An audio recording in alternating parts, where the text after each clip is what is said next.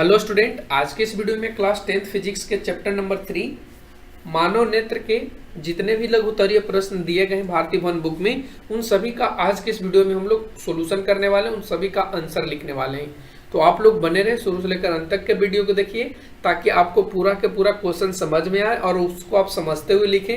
अगर आप लोगों को इसका पीडीएफ चाहिए तो कमेंट सेक्शन में कमेंट करके बता सकते हैं, तो आप लोगों को पीडीएफ प्रोवाइड कराया जाएगा कुछ टाइम के बाद। ठीक है, तो अब चलिए बढ़ते अपने क्वेश्चंस की तरफ और उसको देखते हैं, सॉल्यूशन करने की कोशिश करते हैं। क्लास 10 के फिजिक्स के और भी चैप्टर का ऑब्जेक्टिव क्वेश्चन, न्यूमेरिकल क्वेश्चन और भी चीज़ हमारे चैनल पे अपलोड है, तो आप लोग जा करके देख सकते हैं। और आपको इस वीडियो के डिस्क्रिप्शन में एक लिंक मिलेगा जहाँ से आप भारतीय भवन क्लास 10 के जितने भी फिजिक्स के चैप्टर्स हैं उन सभी का सॉल्यूशन हमने करा दिया है, चाहे अति लघुत्तरीय का हो, आंकिक प्रश्न का हो, तो आपको इस वीडियो के डिस्क्रिप्शन में मिल जाएगा, वहां से आप जाकर के इजीली देख सकते हैं।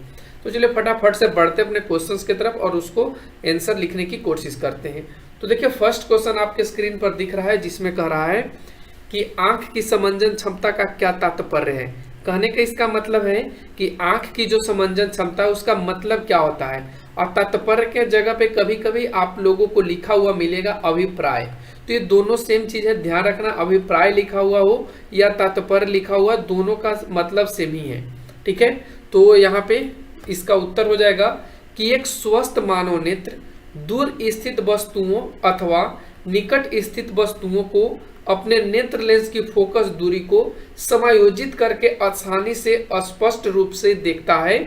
तो मानव नेत्र की स्पष्ट रूप से देखने की जो यह क्षमता है उसी को हम लोग समंजन क्षमता कहते हैं। तो इस तरीके से आपको आंसर लिखना है, ना कि डायरेक्टली लिख देना है कि आंख की वह क्षमता जो किसी वस्तु को समायोजित करके या उसके दूरी को समायोजित करके खुद ब खुद देख लेती है, उस चीज को हम लोग समंजन क्षमता कहते हैं। ऐसे आप लिखेंगे तो नंबर नहीं मिलेगा, क्योंकि आपको अच्छे तरीके से ढंग से लिखना है, जिसमें आपको निकट स्थित वस्तु और दूर स्थित वस्तु दोनों को यहाँ पे दर्शाना है। ठीक है, तो इस तरीके से आप लोग लिखेंगे। अगला क्वेश्चन पे आते हैं, क्वेश्चन नंबर 2 इसी का कहता है नेत्र अपने अंदर आने वाले प्रकाश की मात्रा को किस प्रकार नियंत्रित करता है। मात्रा के जगह पे आपको और कुछ भी लिखा हुआ मिल सकता है कि नेत्र अपने अंदर आने वाले प्रकाश की जो मात्रा है, या कह सकते हैं प्रकाश की जो किरण है उसको किस प्रकार नियंत्रित करता है। मात्रा की जगह पे किरण भी आपसे लिखा जा सकता है, पूछा जा सकता है, तो आप लोग ध्यान रखेंगे। तो इस प्रश्न का राइट आंसर हो जाएगा कि नेत्र अपने अंदर आने वाले प्रकाश की मात्रा को परितारिका, जिसको आइरिस के नाम से जानते हैं, की सहायता से वो नियंत्रित करती है, उसी के माध्यम से वो रोक ठोक करती है। कैसे करती है, तो देखिए इसमें हमने लिखा भी है कि जब प्रकाश की किरण नेत्र में प्रवेश करती है तो वह स्वतः सिकुड़ जाती है। यानी ये अगर आपका आंख है और इस आंख में अगर इधर से प्रकाश की किरण जा रही है, तो ये जो परितारिका है या पुतली है, ये क्या होता है, ये सिकुड़ जाता है। कब, जब नेत्र में प्रवेश करता है प्रकाश की किरण। और जब अंधेरा होता है तो वह स्वतः फैल जाती है, यानी इसकी जो साइज है वो इंक्रीज और डिक्रीज, घटते और बढ़ते रहती है लाइट के अकॉर्डिंग। और इस प्रकार प्रकाश का नियंत्रण मानव नेत्र में होता है। और इस तरीके से जो प्रकाश की मात्रा है हम लोगों के आंख में, उसको नियंत्रित किया जाता है, कंट्रोल किया जाता है। तो उम्मीद करते हैं क्वेश्चन नंबर 2 भी आप लोगों को समझ में आ गया होगा और इसका आप लोग आंसर भी लिख पाए होंगे। अब बढ़ते हैं आगे के क्वेश्चन, क्वेश्चन नंबर 3। इसका उत्तर पहले ही आप लोगों को दिख गया होगा। देखिए इसमें कहता है कि निकट दृष्टिता क्या है, इसे दूर करने के लिए हम किस प्रकार के लेंस की व्यवहार में लाते हैं या किस प्रकार के लेंस का उपयोग करते हैं। तो उत्तर में हमने लिखा है कि निकट दृष्टिता एक प्रकार का नेत्र रोग है जिसमें व्यक्ति को निकट रखी वस्तुओं को स्पष्ट देख सकता है, परंतु इसमें दूर रखी वस्तुओं को वह सुस्पष्ट नहीं देख पाता है। उसी को हम लोग निकट दृष्टिता दोष कहते हैं। ठीक है, और इस दोष को दूर करने के लिए हम लोग अवतल लेंस के बने जो चश्मा है उसका उपयोग करते हैं, ताकि हम लोगों को वस्तु साफ साफ, चाहे वो नजदीक हो चाहे वो दूर हो, अच्छे से दिखाई दे। तो यहाँ पे अब अवतल लेंस, और आप लोग कमेंट सेक्शन में बताएंगे कि अवतल लेंस का दूसरा नाम क्या है। आप लोग कमेंट सेक्शन में बताएंगे कि अवतल लेंस का दूसरा नाम क्या है। अब बढ़ते क्वेश्चन नंबर 4 पे, जिसमें कहता है कि यदि हम तीव्र प्रकाश से किसी कम प्रकाश वाले कमरे में जाएं तो वहां वस्तुओं को स्पष्ट देखने में कुछ समय लगता है, कुछ टाइम लगता है। क्यों टाइम लगता है, ये क्वेश्चन आपसे पूछा है। तो देखिए उत्तर में हमने लिखा है कि जब तीव्र प्रकाश नेत्र में प्रवेश करती है तो पुतली स्वतः सिकुड़ जाती है, और जब नेत्र कम प्रकाश वाले कमरे में प्रवेश करती है तो वह स्वतः फैल जाती है। और इस घटना के घटने में लगने वाले समय के कारण ही वस्तु है जो कुछ समय के बाद दिखाई देता है। यानी सिकुड़ने और फैलने में जो भी टाइम लगता है तो उस टाइम को मैनेज करने में ही वस्तु को कुछ देर के बाद देखा जाता है। आप लोग ऐसा इस चीज को देखे भी होंगे, जब आप अंधेरे कमरे से लाइट वाले क्षेत्र में आते हैं तो आपको कुछ समय के लिए धुंधला दिखाई देता है या आंख आपको देखने की स्थिति में नहीं होता है। वो इसी के कारण ऐसा होता है, जैसा कि आप लोगों को हमने यहाँ पे बताया है। अब पढ़ते आगे के क्वेश्चन नंबर देखिए 5 कहता है कि सामान्य नेत्र कहने का मतलब आम आदमी का आंख, ठीक है, 25 सेंटीमीटर से निकट रखी वस्तुओं को स्पष्ट क्यों नहीं देख पाता है, ये क्वेश्चन आपसे पूछा है। तो इस प्रश्न का राइट आंसर होगा कि मानव नेत्र की सिलियरी पेशियां उतनी नहीं खींच पाती है जितनी कि 25 सेंटीमीटर से निकट रखी वस्तु को स्पष्ट देखने के लिए आवश्यक हो।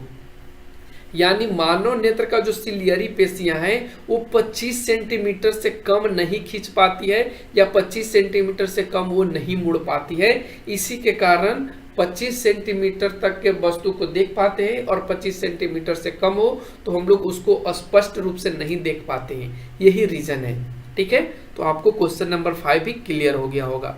अब बढ़ते क्वेश्चन नंबर 6, जिसमें कहता है कि दृष्टि दोष क्या है, यह कितने प्रकार का होता है।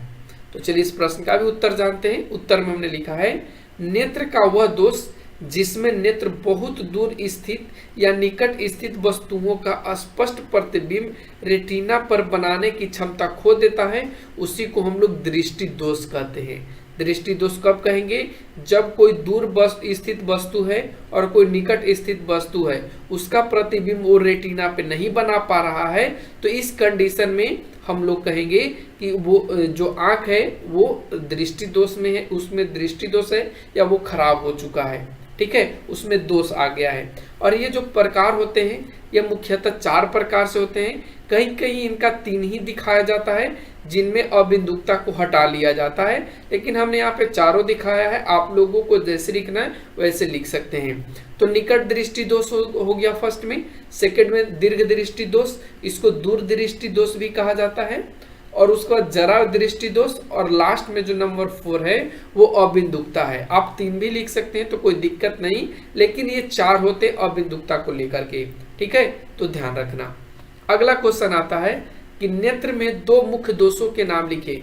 नेत्र के अंदर 2 होने वाले जो मुख्य दोष हैं उनमें से 2 का नाम लिखना है। इनके उपचार के लिए आप किस प्रकार के लेंस उपयोग में करेंगे या व्यवहार में लाएंगे, ये भी आपसे क्वेश्चन में पूछा है। तो देखिए उत्तर में मैंने लिखा है कि नेत्र के 2 मुख्य दोष निम्न हैं, जिनमें एक आपका निकट दृष्टि दोष है और सेकंड आपका दूर दृष्टि दोष है। अब निकट दृष्टि दोष क्या होता है तो आपको ऊपर में हम बता चुके हैं, यानी ये सब क्वेश्चन से पहले ही हम बता चुके हैं कि निकट के वस्तु को वो देख सकता है लेकिन दूर के वस्तु को नहीं देख पाता है, और दूर वाला दूर को देख सकता है, निकट को नहीं देख सकता है। तो यही चीज निकट दृष्टि और दूर दृष्टि दोष में होता है। निकट दृष्टि को दूर करने के लिए एक लेंस उपयोग में लाया जाता है जिसका नाम है अवतल लेंस, और इसका दूसरा नाम है अपसारी लेंस, ठीक है। इसे अपसारी लेंस के भी नाम से जानते हैं और अवतल लेंस के नाम से भी जानते हैं। लेकिन अगर दूर दृष्टि दोष को दूर करना है तो आपको उत्तल लेंस या अभिसारी लेंस का उपयोग करना चाहिए। अगर आप उत्तल लेंस और अभिसारी लेंस का उपयोग करते हैं तो आपको दूर स्थित वस्तु को देखने, नजदीक स्थित वस्तु को देखने में कोई परेशानी नहीं होगी। तो ध्यान रखना इस चीज को, ठीक है। अब अगला बढ़ते क्वेश्चन नंबर 8, जिसमें कहता है कि दूरदृष्टिता नामक दोष के निवारण हेतु प्रयुक्त लेंस को दिखाते हुए एक किरण आरेख खींचिए, ठीक है। यह क्वेश्चन पूछा जा सकता है क्योंकि किरण आरेख खींचने वाले क्वेश्चन पूछे जाते हैं।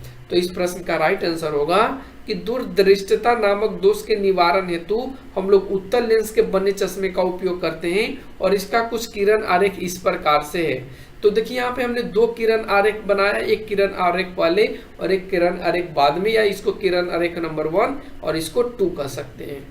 जब हम लोगों का आंख ग्रसित होता है तो वो इस कंडीशन में होता है। ये जो आपको डॉट डॉट से दिख रहा है तो यहाँ पे रेटिना पे ना करके जो वस्तु का प्रतिबिंब बनता है रेटिना के बाहर बनता है, यानी इसमें क्या हो जाता है, नेत्र गोलक छोटा हो जाता है। और जब आप अवतल लेंस, जब आप यहाँ पे दीर्घ दृष्टि में उत्तल लेंस लगा देते हैं तब इसका जो प्रतिबिंब है वो कहाँ पे बन जाता है, रेटिना पर ही बन जाता है। इसके कारण ही हम लोग इसे देख पाते हैं। ठीक है, तो उम्मीद करते हैं ये चीज आपको समझ में आ गया होगा। अब हम लोग बढ़ते क्वेश्चन नंबर 9, जिसमें पूछा है कि वर्ण विक्षेपण और वर्णक्रम क्या है। ये दोनों, वर्णक्रम का मतलब आपको बता दें कि स्पेक्ट्रम होता है। ठीक है, स्पेक्ट्रम होता है। ठीक है, स्पेक्ट्रम क्या है, तो चलिए उत्तर में हमने लिखा है कि श्वेत प्रकाश या सूर्य के प्रकाश को विभिन्न रंगों में, विभिन्न रंगों मतलब 7 रंगों में विभक्त होने की जो घटना है उसको हम लोग प्रकाश का वर्ण विक्षेपण कहते हैं। यानी इसमें एक तो व्हाइट लाइट होगा और एक सूर्य का लाइट होगा। तो इन दोनों को जब विभिन्न रंगों में विभक्त किया जाता है तो ये घटना वर्ण विक्षेपण के नाम से जाना जाता है। जबकि अगर हम स्पेक्ट्रम की बात करें तो स्पेक्ट्रम प्रकाश के वर्ण विक्षेपण के स्वरूप पर्दा पर प्राप्त 7 रंगों का एक रंगीन पट्टी होता है और यही रंगीन पट्टी बाद में स्पेक्ट्रम के नाम से जाना जाता है। जब आप प्रकाश का वर्ण विक्षेपण कराएंगे और उसके बाद जो आप 7 कलर को प्राप्त करेंगे तो इस 7 कलर जिस चीज पे प्राप्त किया जाएगा, जिस पर्दा पे प्राप्त किया जाएगा उसको स्पेक्ट्रम के नाम से जाना जाता है। तो क्वेश्चन नंबर 9 भी कंप्लीट हो गया। अब हम लोग क्वेश्चन नंबर 10 बढ़ते हैं, जिसमें कहता है कि तारे क्यों टिमटिमाते हैं, और इस प्रश्न को आपको समझाना भी है। तो चलिए उत्तर में हमने लिखा है कि जो तारे हैं वो वायुमंडलीय अपवर्तन के कारण टिमटिमाते हैं। और कैसे, आइए व्याख्या हमने यहाँ पे किया है कि वायुमंडलीय अपवर्तन के कारण तारे से निकलने वाला प्रकाश क्रमिक रूप से बढ़ता और घटता रहता है। यानी उसका जो लाइट है वो कभी कम, कभी ज्यादा, कभी ज्यादा, कभी कम, इस घटना में वो घटते रहता है। आंख तक पहुंचने वाली तारे से निकलने वाला प्रकाश बढ़ता है तो तारा चमकीला प्रतीत होता है। यानी जहां से लाइट निकलता है वहां से अगर प्रकाश तेजी से निकल रहा है या बढ़ रहा है तो अब हम देख पाते हैं कि वो ज्यादा चमकीला है। लेकिन जब वही तारे का प्रकाश घटता है तो वो धुंधला दिखाई देने लगता है, वो ढंग का दिखाई नहीं देने लगता है। और इस तरह बार बार तारे का चमकीला या धुंधला दिखाई देना ही तारे का टिमटिमाना कहलाता है। यानी कहने का इसका मतलब है कि जब आप देखते हैं तो चाहे वो धुंधला दिखाई दे चाहे वो चमकीला दिखाई दे, ये दोनों कंडीशन में जो घटने वाली घटना है उन्हीं को हम लोग तारे का टिमटिमाना के नाम से जानते हैं। तो क्वेश्चन नंबर 10 यहाँ पे आपका कंप्लीट होता है। अब हम लोग क्वेश्चन नंबर 11 पे आते हैं, जिसमें कहता है कि ग्रह और चंद्रमा और ग्रह टिमटिमाते प्रतीत नहीं होते, क्यों। ये आपसे पूछा है कि चंद्रमा और ग्रह टिमटिमाते प्रतीत नहीं होते हैं, क्यों। तो देखिए उत्तर में हमने लिखा है कि तारों की तुलना में चंद्रमा, देखिए चंद्रमा की जगह पे खाली ग्रह भी पूछा जा सकता है कि ग्रह टिमटिमाते प्रतीत नहीं होते क्यों। तो आप चंद्रमा को यहाँ से हटा के सिर्फ ग्रह को ही लिखेंगे। तो तारों की तुलना में चंद्रमा और ग्रह पृथ्वी के काफी नजदीक है, इसलिए तारों की अपेक्षा चंद्रमा या ग्रह बड़ा मालूम पड़ता है। अर्थात चंद्रमा या ग्रह से प्राप्त होने वाले प्रकाश की तीव्रता अधिक होती है। यदि ग्रह को बिंदु साइज के अनेक प्रकाश स्रोतों का संग्रह मान लिया जाए तो सभी बिंदु साइज के प्रकाश स्रोतों से हमारे आंखों में प्रवेश करने वाले प्रकाश की मात्रा के कुल परिवर्तन का औसत शून्य हो जाएगा। और इस कंडीशन में जो चंद्रमा और ग्रह है वो आपको टिमटिमाते हुए दिखाई नहीं देगा।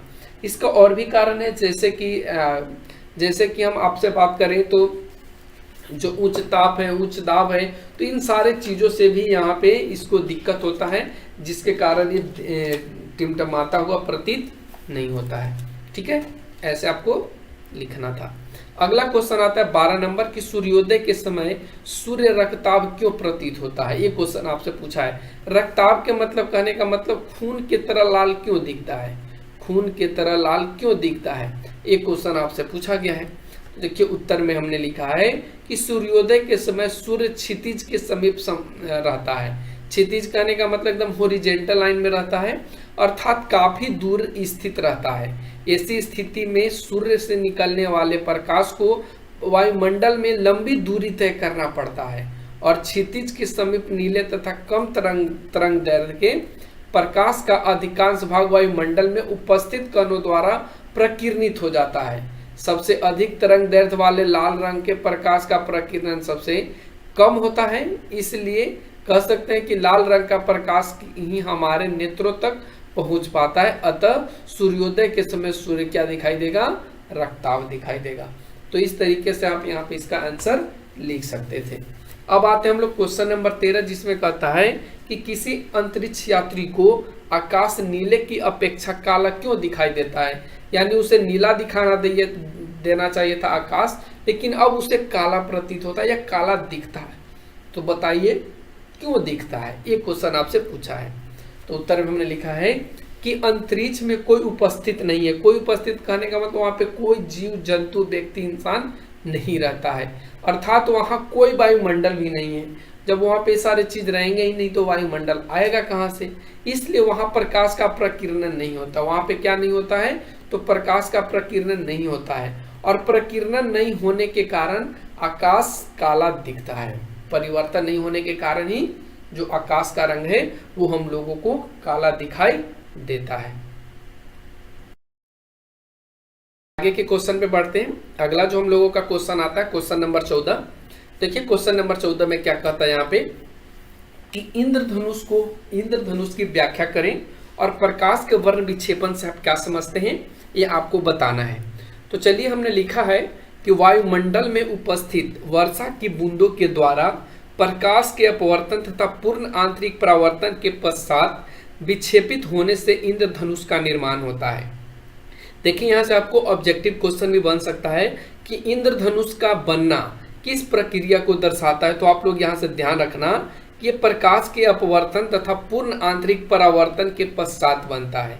ध्यान रखना, प्रकाश के अपवर्तन तथा पूर्ण आंतरिक परावर्तन के पश्चात ही इंद्रधनुष बनता है। और ये भी आपसे पूछा जा सकता है कि ये विक्षेपण से बनता है या संयोजन से बनता है या किस चीज से। तो आप लोग ध्यान रखना, ये विक्षेपित होने से बनता है, विक्षेपण होने से बनता है। अब इसके बारे में और भी चीज जान लें। प्रकाश के अपवर्तन, पूर्ण आंतरिक परावर्तन तथा विक्षेपण के संयुक्त प्रभाव के कारण ही इंद्रधनुष का निर्माण होता है। इंद्रधनुष जो होगा वो सदैव सूर्य के विपरीत दिशा में होगा, यानी सूर्य पूरब में होगा तो उस टाइम वो पश्चिम में उगेगा। अगर पश्चिम में अगर सूर्य है तो इंद्रधनुष आपको पूरब में दिखाई देगा। हमेशा वो ओपोजिट दिशा में ही दिखाई देता है, और ये जो दिखाई देता है वो वृत्त के चाप के रूप में दिखाई देता है। यानी इस कंडीशन में वो दिखाई देता है एक चाप के रूप में, वो या अर्धवृत्त कह सकते हैं, वो इस तरीके से वो दिखाई देता है इंद्रधनुष। ठीक है, अब इसके और भी पॉइंट्स है जिसमें कहता है कि हवा में निलंबित जल की सूक्ष्म बूंदों पर सूर्य का प्रकाश आपतित होता है तो ये बूंद उस पर अपवर्तित कर देती हैं। अपवर्तित प्रकाश की किरण विक्षेपण के कारण अपने अवयवी 7 रंगों में बंट जाता है, और यही 7 रंग में बंटने की जो क्रिया है उसको वर्ण विक्षेपण कहा गया है। तो आप समझ पाएंगे कि वर्ण विक्षेपण क्या है। तो श्वेत प्रकाश के 7 रंगों में विभक्त होने की घटना को ही हम लोग वर्ण विक्षेपण कहते हैं। ठीक है, तो आप वैसे भी लिख सकते हैं, लेकिन आप इसके अकॉर्डिंग लिखेंगे तो ज्यादा आंसर मिलेगा, क्योंकि आपको इंद्रधनुष के अकॉर्डिंग लिखने को कहा गया है। ठीक है, तो आप इंद्रधनुष के अकॉर्डिंग ही लिखिएगा। अगला क्वेश्चन आता है क्वेश्चन नंबर 15, जिसमें कहता है कि रेलवे के सिग्नल का प्रकाश लाल रंग का ही क्यों होता है। तो देखिए, रेलवे का सिग्नल का ही नहीं, जो खतरे का निशान होता है वो सभी लाल रंग के द्वारा ही बनाया जाता है। तो क्यों लाल रंग के द्वारा बनाया जाता है ये आपसे क्वेश्चन में पूछा गया है। अगर यहाँ पे रेलवे की जगह पे आपसे पूछ ले कि खतरे का निशान लाल रंग का ही क्यों बनाया जाता है, एक क्वेश्चन आपसे पूछ लिया जाए, तो दोनों का आंसर सेम ही होगा, चाहे खतरे का हो चाहे रेलवे का हो, दोनों सेम ही चीज होगा। तो देखिए उत्तर में हमने लिखा है कि प्रकाश के प्रकीर्णन के कारण रेलवे के सिग्नल लाल रंग के होते हैं। किस चीज के कारण? ऑब्जेक्टिव भी क्वेश्चन पूछा जा सकता है कि रेलवे के सिग्नल लाल रंग के क्यों होते हैं। ऑप्शन ए में दिल रहेगा प्रकाश के अपवर्तन के कारण, प्रकाश के परावर्तन के कारण, प्रकाश के प्रकीर्णन के कारण। तो आप वहां पे प्रकाश के प्रकीर्णन को ही आंसर चूज करेंगे।